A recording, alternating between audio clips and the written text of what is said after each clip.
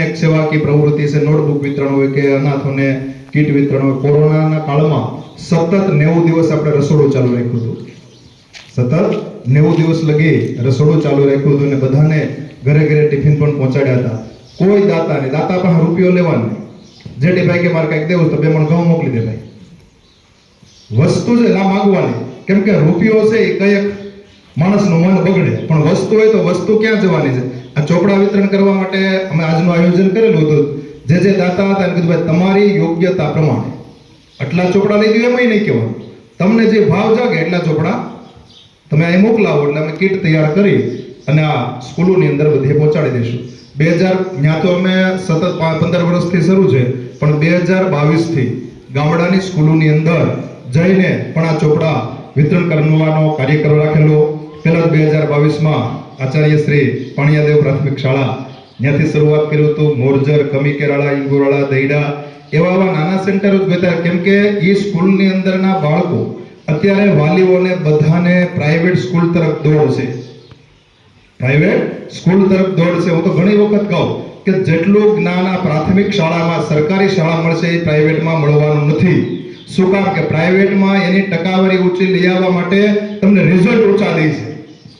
એવા વિચાર દાખલા છે આપણી પાસે કે એનું રિઝલ્ટ ઊંચું લઈ આવવા માટે આજે 90% 95% બાળકને આવતું હોય, 5મા ધોરણમાં હોય અને વાંચતા પણ ના આવડતું હોય, સરખી રીતે ગુજરાતી વાંચી પણ ન શકતા હોય, તો એને 95% આવ્યા કેમ? પ્રશ્ન પેપર એને કેવી રીતે વાંચ્યું હશે? પ્રશ્ન પેપર વાંચ્યું કેમ હશે? એવો હમણાં જ એક દાખલો આવ્યો હતો. એટલે એક ભાઈ કે મારે છોકરાને પ્રાઇવેટમાં બેથી મેં ઉઠાડ્યો. મેં કીધું શું કામ? કે આ કારણસર. ત્યારબાદ હું એક બીજો દાખલો દઉં મારો ખુદનો. માણસો છે એ જમી શકે એવું એક સારું રસોડું તૈયાર કરવાની પણ છે એ ગણતરી આ ટ્રસ્ટ દ્વારા છે. ત્યારે આપણી વચ્ચે ઉપસ્થિત છે તો સર્વપ્રથમ આપણી વચ્ચે રાજુભાઈ જાની ખાસ ઉપસ્થિત છે. તો શાળા પરિવાર છે હેતલબેનને વિનંતી કરીશ કે શાળાના આચાર્ય છે એ રાજુભાઈ જાનીને પુસ્તક અર્પણ કરી એમનું અત્રેથી છે એ સ્વાગત સન્માન કરશે. અને છેલ્લાથી એ લોકો ખાસ તમને આ પુસ્તકો પૂરા પાડવા માટે અત્યારે પધાર્યા છે એ દરેક વ્યક્તિનો હું શાળા પરિવાર વતી આભાર વ્યક્ત કરું છું અને ઈશ્વરને પ્રાર્થના કરું છું કે આવી કોઈ સંસ્થાઓ છે એ આવા સામાજિક કાર્યો કરવા માટે એમને પ્રેરણા પૂરી પાડતી છે. આભાર. અમારી સંસ્થા જે સેવાકીય કાર્યો કરી રહી છે, દાન મહારાજના પૂર્ણ આશીર્વાદ કે જે અમે આયોજનો કર્યા છે એ ક્યારેય અમારું કામ અટક્યું નથી. લોકો અમને ઘણા પ્રશ્ન કરે છે કે તમે કઈ રીતે આ સંસ્થાને ચલાવો છો? એક બાજુ તમે એમ કહો છો કે અમે રોકડ દાન લેતા નથી, ફંડ ફાળા કરતા નથી, તો સંસ્થા ચાલે છે કઈ રીતે? ઘણા લોકોના મનમાં આવો પ્રશ્ન હોય છે. ત્યારે હું આપને એટલું જ કહેવા માંગુ છું કે અમારી સંસ્થા એટલા માટે ચાલે છે કે ત્યાં 15 વર્ષથી ગરીબ પરિવારની દીકરીઓના લગ્ન થાય છે. વર્ષમાં એક વખત એક પણ પૈસો લીધા વિના એ ગરીબ પરિવારની દીકરીઓ હોય એના લગ્ન કરી આપી અને 100 ઉપરથી એ દીકરીઓને જે વસ્તુ આપીએ છીએ ને એ દીકરીઓના આશીર્વાદથી અમારી આ સંસ્થા ચાલે છે. છેલ્લા 15 વર્ષથી ખરેખર જરૂરિયાતમંદ ઝૂંપડપટ્ટીમાં રહેતા બારોબાર ખુલ્લા મેદાનની અંદર ઝૂંપડા બાંધીને રહેતા હોય એ મજૂર લોકો હોય એ તો મજૂરી કરવા વયા ગયા હોય, પણ એના નાના નાના જે બાળકો હોય એ ભૂખ્યા ટળવળતા હોય એની પાસે અમે જાય છીએ ને એને જે જમાડીએ છીએ ને એ ગરીબ પરિવારના જે અમને આશીર્વાદ મળે છે ને એ માટે અમે ટકી રહ્યા છીએ અને એટલા માટે અમે સેવા કરી રહ્યા છીએ. ત્યારે લોકોને અમારે એટલું જ કહેવું છે કે પૈસા નહીં, આપને યોગ્ય લાગે તો ખરેખર આ સંસ્થાને વસ્તુ આપીને મદદરૂપ બનજો.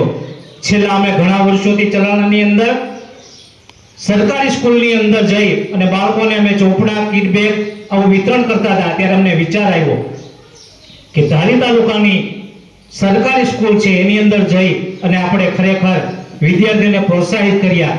શું આપ્યું છે એનું મહત્વ નથી, પણ સ્કૂલની અંદર જાહેરમાં બાળકોનું જે સન્માન થાય ને એમાં બાળકોને શિક્ષણ ક્ષેત્રે ભણવાનો ઉત્સાહ વધતો હોય છે. આ માટે થઈ અને અમે બાળકોને અલગ અલગ સ્કૂલની અંદર જઈ અને ચોપડા વિતરણ કરીએ છીએ. આ ગરમલી પ્રાથમિક શાળાની અંદર જે અમે નોટબુક વિતરણ કરી રહ્યા છે એની અંદર ચોપડા વિતરણ ભેગું કરવાની અંદર જો કોઈ અમને મોટામાં મોટો સહકાર આપ્યો હોય તો એ જેડીભાઈ ડોબરિયા છે. કારણ કે સુરત, અમદાવાદ, રાજકોટ, ગોંડલ આવા મોટા શહેરોની અંદર જઈ અને અમે લોકો પાસેથી પૈસા નથી માંગતા. ઘણા વિઘ્ન સંતોષીઓ આની અંદર મારી ટીકાઓ કરે છે, પણ એને એ ખબર નથી કે ગરીબ પરિવારના બાળકોને નોટ મળે છે, ભૂખ્યાઓને ભોજન મળે છે. એની અંદર પણ તમે જો હોલમાં હાડકા નાખતા હોય તો એ તમારું જે કાર્ય છે સિદ્ધ ન થાય.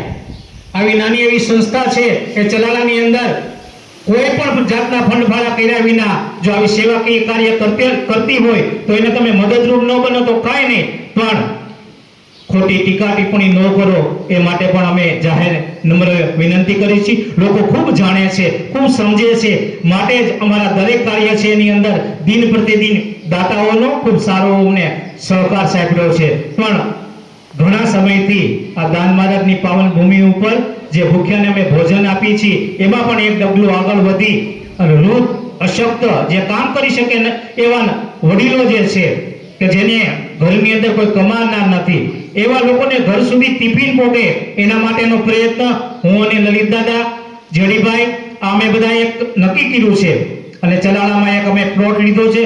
ટૂંક સમયની અંદર એ પ્લોટની ઉપર ભૂમિપૂજન થશે અને ત્યાં જરૂરિયાતમંદ લોકો છે એને ભોજન મળશે અને આર્થિક રીતે જે લોકોને તકલીફ છે કે જે રસોઈ કરી